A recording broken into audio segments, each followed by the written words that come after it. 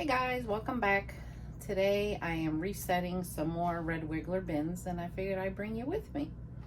You like my worming outfit? I have certain outfits I have separated to work in here because obviously, you know, you get very dirty. I have a lot of, not peat moss, coconut coir left over from one of my many purchases. And I'm deciding to use that in my grow out bins because I just want to use it up. It's sitting there. It's, you know, it's good stuff. So I'm just doing 3 bins at a time, labeling them, and then getting them on the rotation wall. So I'll bring you with me today to do that. So basically what I'm doing is I have coconut coir in each of these grow out bins, and I have about 2 to 3 inches deep. Coconut coir to me absorbs water a lot better than peat moss.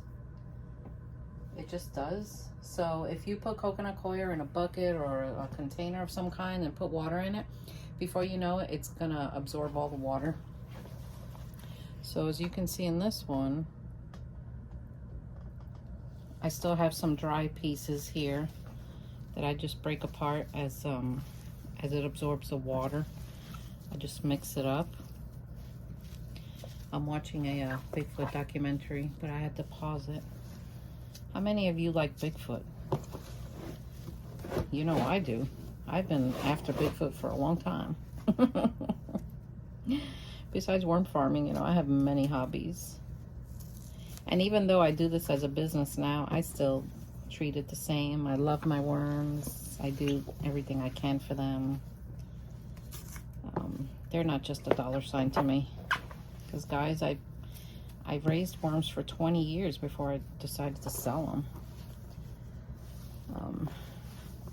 This feels, see, it's moist, but there's still pieces here that need water. So I'm gonna go get a little more water. Now don't be deceived. Look at that, it looks like a patty of poop. Cow dung. Now don't be deceived with the coconut coir. If you order it and it comes in 1 brick, you're like, oh my gosh, is this it? Trust me, when you wet that stuff, it expands like times 10 or more.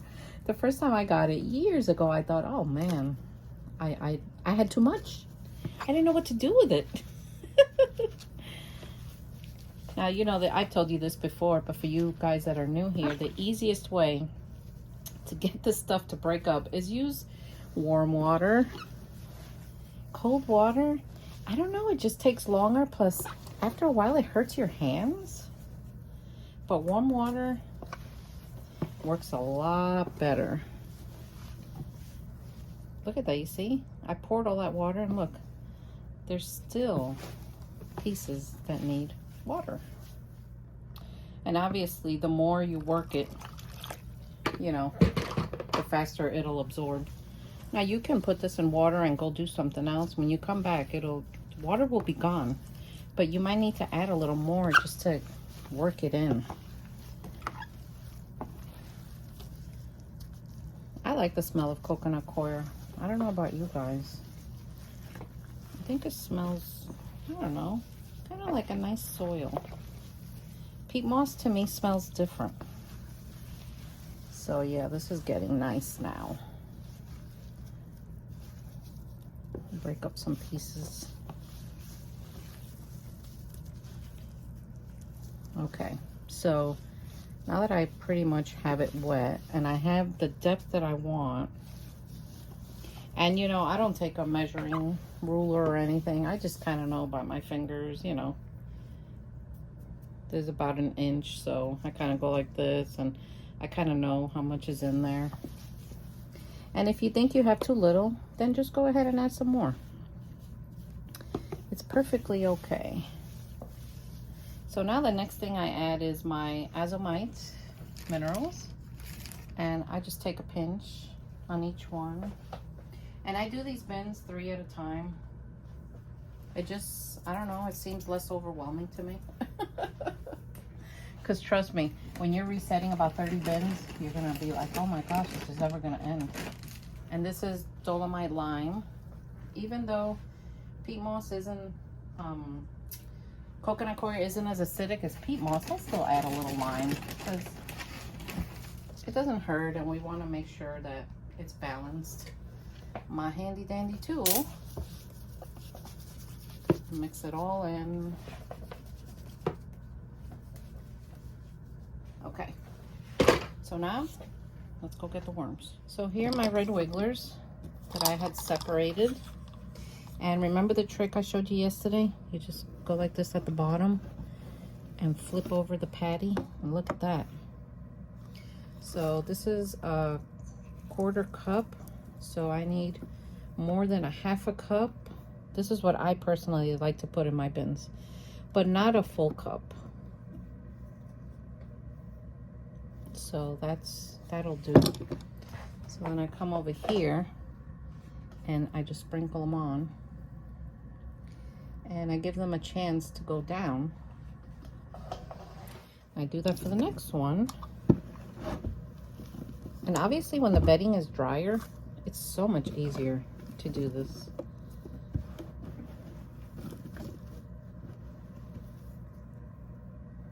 That's about right. Let me take them and sprinkle them in the next one.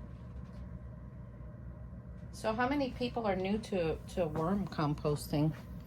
You know, the reason I started composting is for my garden, and I needed organic fertilizer. I needed nice fertilizer. And my youngest child had a habit of putting things in her mouth. And I was so scared that she was gonna go in my garden if I sprayed with a chemical and, you know, get sick or hurt.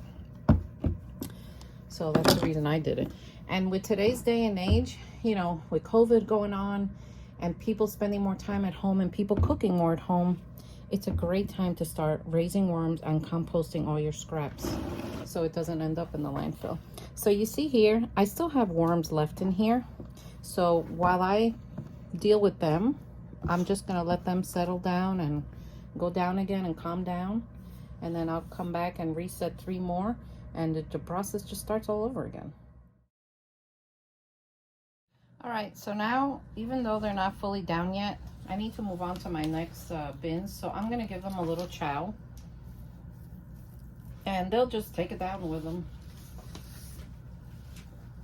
It's perfectly okay.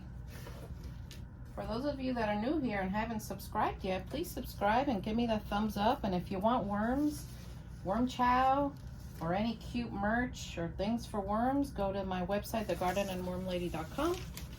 Thank you for supporting my channel and my business. You know that I'm not a big corporation. I'm just a home-based business, just trying to make a living, doing what I love. So now I take newspaper and I cover them up, and I am gonna dampen this newspaper.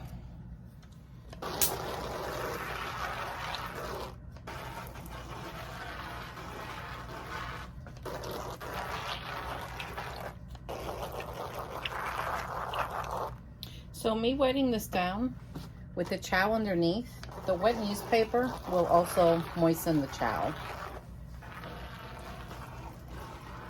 The most important part about this is moisture, feeding them, and dating everything. Because if you don't date things, you're not going to be sure. You're not going to remember. I've tried remembering and it just doesn't happen. All right. Ow, my hands. Okay, so now I need to cut plastic to put on here and cover them up, date them, and they go on the shelf. So I cut the sheets. I'll just place them. The good thing about buying these giant rolls is that you're never going to run out of like bubble wrap. You know, they come in different colors too. I wanted the orange one, but it doesn't have as much as these. So that was a little disappointing. So now I'm going to date it with today's date and the harvest date. Okay, so I put today's date, August 6th, the day I want to harvest, which is September 2nd, and about 400 worms each. Now, it's 21 days, but I think it's approximate. It could be anyone from 21 to 27, and I just look at my work schedule, and I harvest on the next day that I'm off after it hits that day. Because I can't do this on the days I work because it's very dirty, you know, and I get very dirty, so I can't do that. I work in a professional environment, so I have to go to work dressing nice.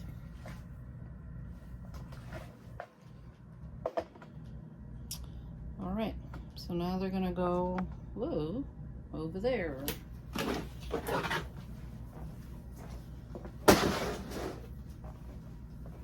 And it goes according to date.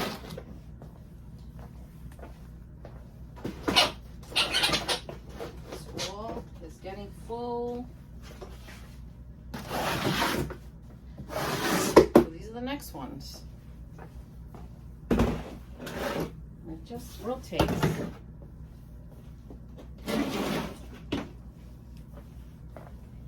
Luckily, this is why I like to use these bins. They're 20 by 15 by 5 because they don't weigh anything. And when you're doing all these bins, you know, if they're heavy, it's a workout. So that's what they look like for now. And I'm just gonna keep going down and across.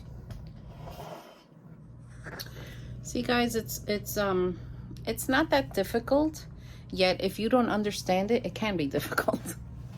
And trust me, you know, I'm still struggling with this some. I'm still struggling with the rotation of it, and you know, I just started going down, across and down. I know there are people that do it different ways. If you do this and you do a different way, just let me know what you do. But so far, this has been working for me. So we're gonna keep doing it. I keep looking at the phone. I don't know where to look. Oh, over here. I'm like, where am I looking? Please don't mind me. I'm having a day. And I haven't drank anything today yet, only water, so. But anyway, we're gonna keep going this way. And over here, as I harvest those, we're gonna set up the cocoons. You like the signs this lady made me? How cute, right? I love them. My favorite color too. So these are gonna be all cocoons. Let me stand back a little bit so you can see the whole thing. And then they'll be rotated out. But I quickly see that these worms breed so fast that I might run out of room. So when that happens, that's why I have the nursery in the other room. I just start putting the nursery in, and then before you know it, I'm gonna put them up for sale. And you guys will get pure red wigglers. Well, they have no blues in them. And it's okay to buy red wigglers with blues in them. You just should know what you have. Blue worms are exceptional composters. They will devour your scraps like you won't believe. I've had people call me and ask me if I only sell and raise blue worms because they want them. And I don't have them in here right now. So this is what's going on today. So I'm gonna take a break from this because I am roasting a chicken in the oven, and I have to make some side dishes, and then later on after I carve it and do what I have to do, I'll come back here. So for those of you that don't know, I'm a cook. I did it for a living for 4 years in a very hostile environment. It was hard for me. I cooked hundreds of meals a day, but I don't do that anymore, and I work in a more professional environment now. And then I breed my worms and I sell them online part-time. So for those of you that purchase from my website, it helps support my channel. It helps support the supplies to buy what I need for these guys, and it just helps me out. So, and then you guys get awesome worms. So these worms, you know, you don't have to keep them indoors. You could throw them in your compost piles outside. I know people that do that. I also know people that have lizards and things, and they feed them to their animals, their pets. So that's another thing you can do.